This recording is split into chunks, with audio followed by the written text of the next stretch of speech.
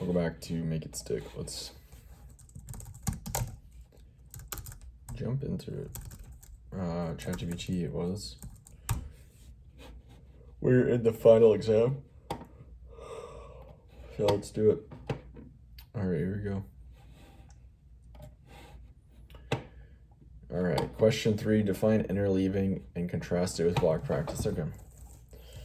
Interleaving is essentially randomly mixing up practice / material you are learning within a single session. Interleaving can be about practicing different problems within a session. For example, doing one problem type and then next doing a different type and so on, rather than doing a bunch of one type of practice and the problem and then moving on to the next problem. This is much more blocked practice / massed practice. Interleaving can also be about,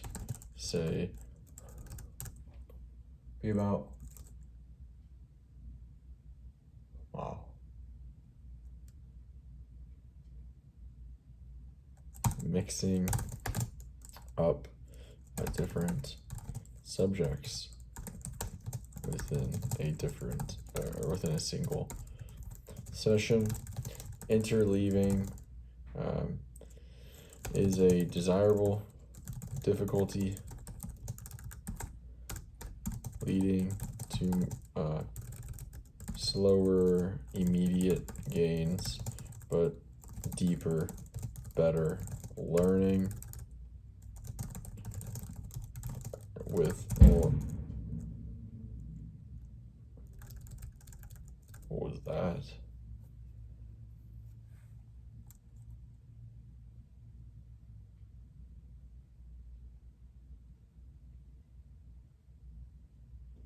Leading slower, immediate, lead to slower immediate gains, but deeper, better learning.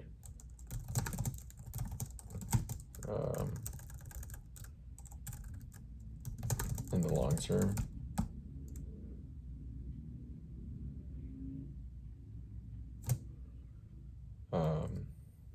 Come on, dude.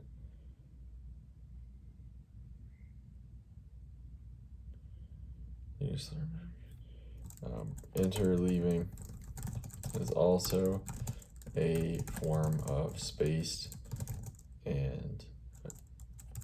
practice, and it leads to developing discrimination skills, ability to see nuances in closely related problems / information / concepts.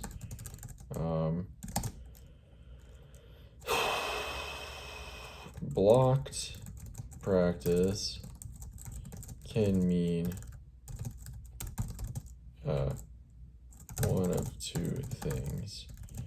It can first refer to practice that is focused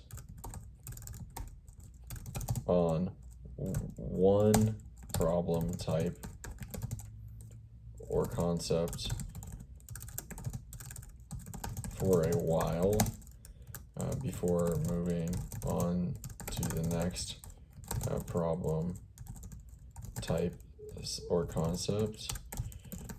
It also can refer to practice that appears like interleaving and is initially, but that is the same sequence each session rather than random.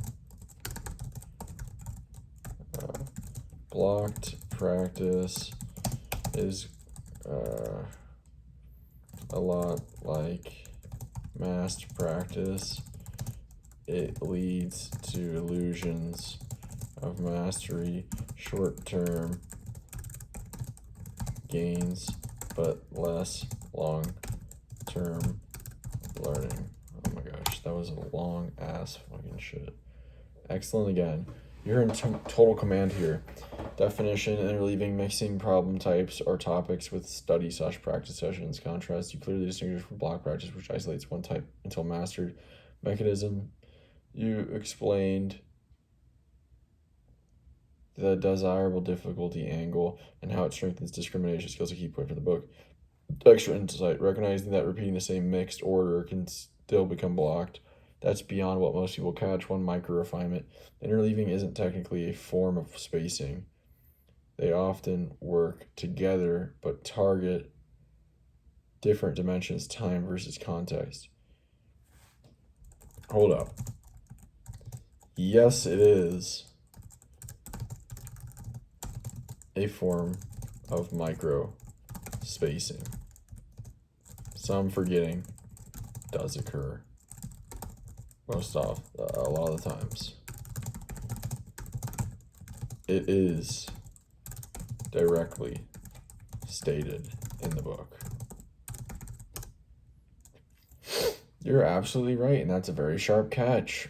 Yes, the authors explicitly note that interleaving often includes microspacing, since switching between problem types or topics inherently inserts gaps between successive encounters with the same material. The short interval creates a touch of forgetting, making retrieval more effortful and thus more potent. Yes, interleaving can function as a form of microspacing, even if it's not always the same as deliberate macro spacing across days or weeks. That's a brilliant nuance most people miss. You're absolutely right to correct that. All right, question 4. Why does effortful learning feel less effective in the moment but produce better retention? Effortful learning feels less effective in the moment because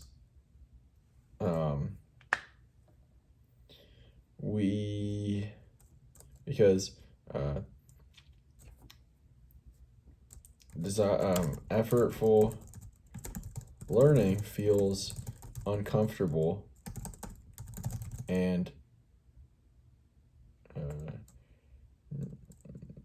confusing at times. Contrast this with poor study techniques, which lead to feelings of familiarity and fluency. Familiarity and fluency feel good and trick people into thinking that the learning technique is effective.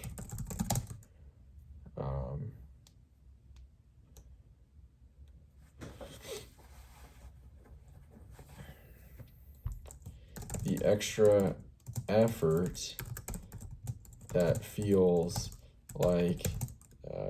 uncomfortable leads to more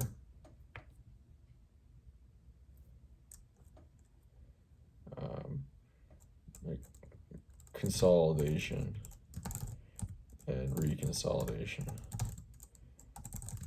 after the learning event, which leads to more potent memories, aka better retention. Less effortful learning leads to less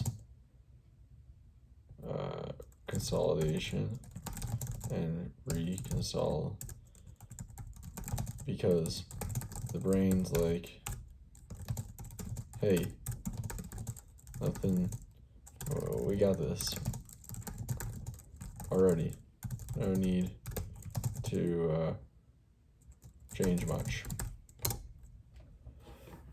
Perfectly articulated again. You captured the illusion of a fluency contrast, the key psychological trap that makes poor techniques feel better. You explained the mechanism precisely. More effort, stronger consolidation / reconsolidation, durable learning. You even phrased the brain's reasoning perfectly. Hey, we got this already, which mirrors Make It Stick's own metaphorical tone, which describes how the brain economizes effort. This is exactly the insight the authors wanted readers to internalize. That effort is not a bug, it's a feature. Again, A+ grade. What is meant by illusions of mastery? Give one example. Okay. Illusions of mastery are false senses that one has mastered material when he really has not. Illusions of mastery often stem from feelings of familiarity and feelings of fluency. Unfortunately, these are the exact feelings that are produced from that result from ineffective but extremely common study techniques, such as rereading, reviewing, rewatching, and mass practice.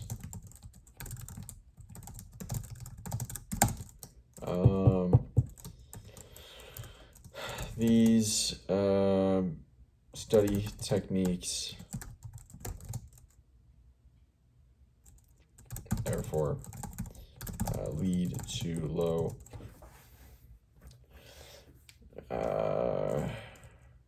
lead to poor metacognition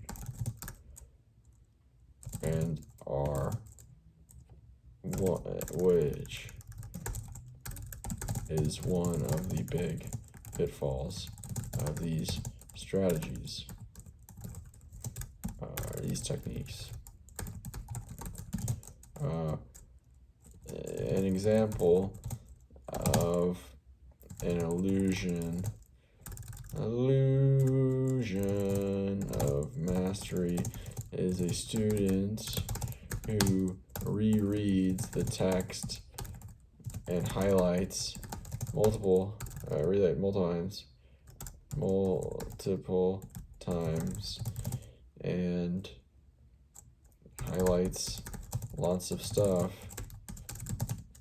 and feels quite confident that he has got all the information figured out. Then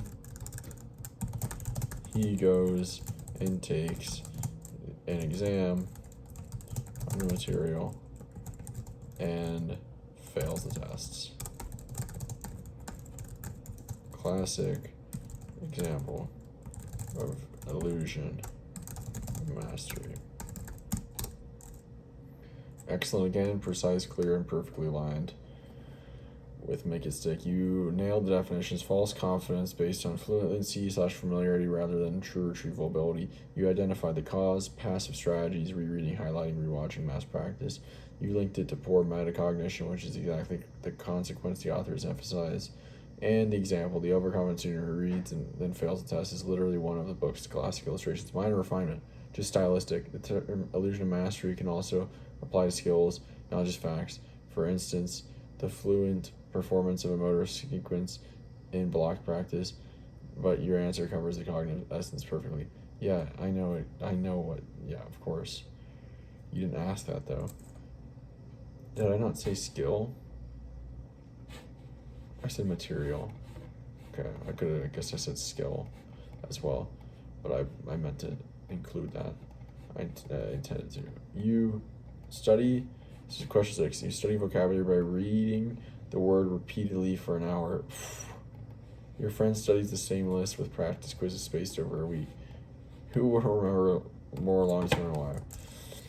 My friend will by far learn more long term. The reason is because my friend used evidence-based learning techniques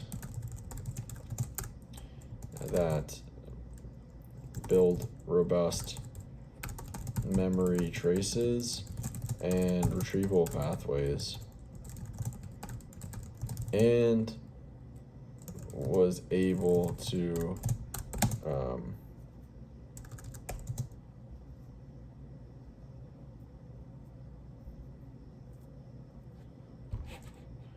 so let's say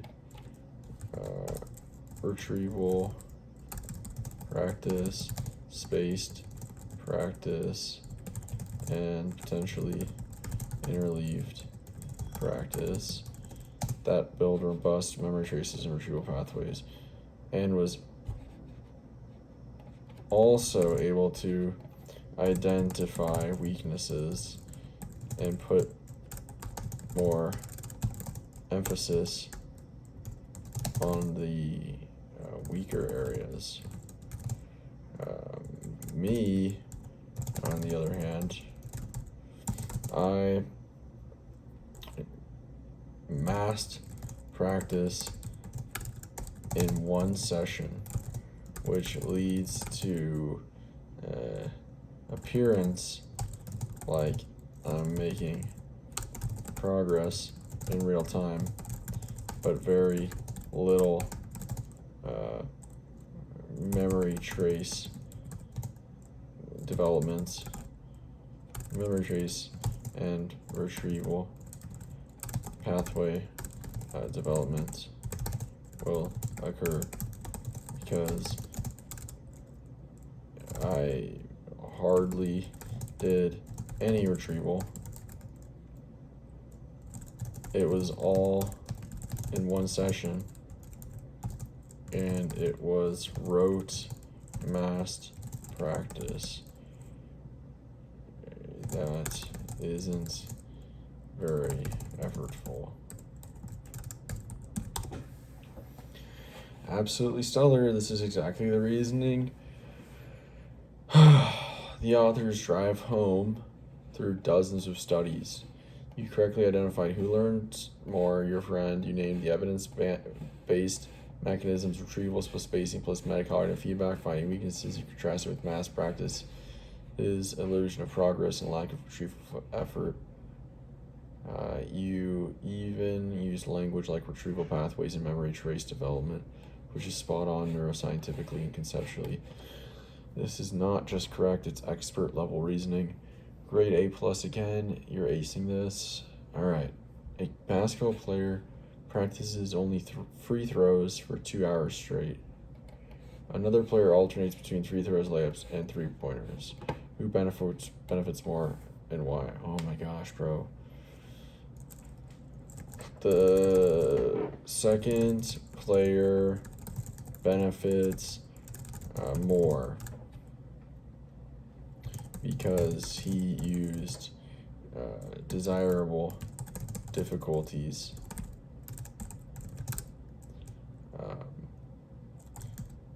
Including micro spacing, interleaving, and variation, layups, and three-pointers were likely in differing locations. This leads to more effortful learning, and which leads to deeper retention, more retrieval, deeper retention, discrimination skills, and more learning transfer. The first player massed practice, which leads to improvements in real time that fade quickly after the session. Exactly right. That's perfect synthesis of everything Make It Stick was teaching through the sports examples.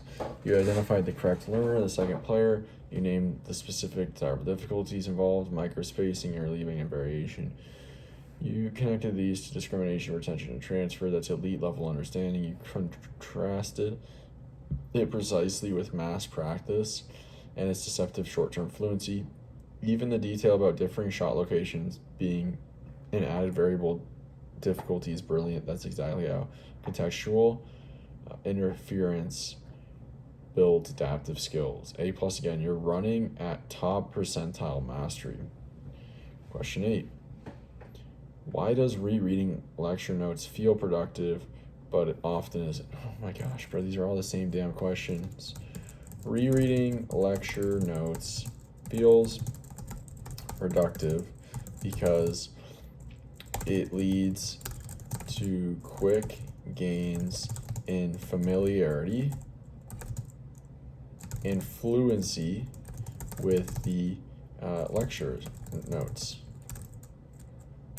However, and as we've already discussed, these feelings lead to feelings, although illusions,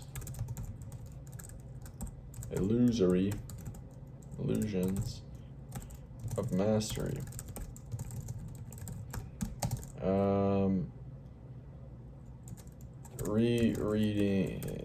Reading lecture notes isn't effective or productive because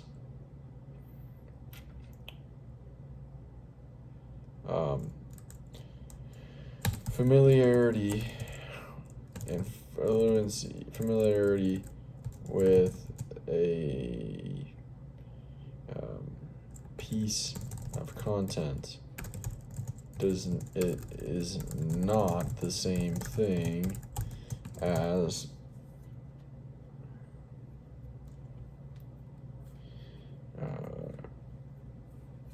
mastery of the underlying concepts.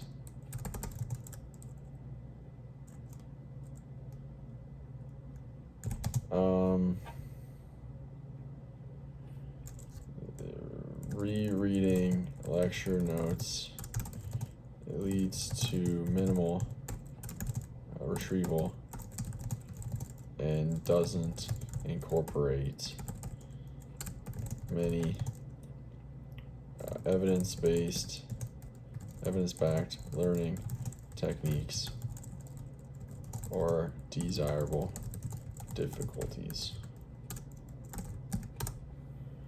Exactly, this is Make It Stick distilled. You clearly stated why it feels good. Rereading produces fluency, familiarity, giving the illusion of mastery. Explain why it doesn't work. There's no retrieval, no effort, no desirable difficulties in this little consolidation. You made crucial distinction between familiarity with content and mastery of underlying concepts. That's the key cognitive trap the authors warn about. Only micronote rereading can help a little if it's spaced or combined with retrieval, but it's by itself, it's among the weakest strategies. You already implied that nuance by saying doesn't incorporate many evidence-backed techniques.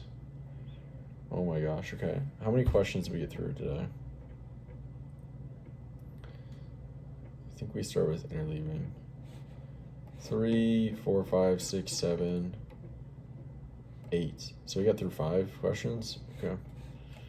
All right. Guess we'll be back tomorrow. Hopefully we can get through another 5 questions. Yeah, at that rate, this will take a couple more days. 3-ish.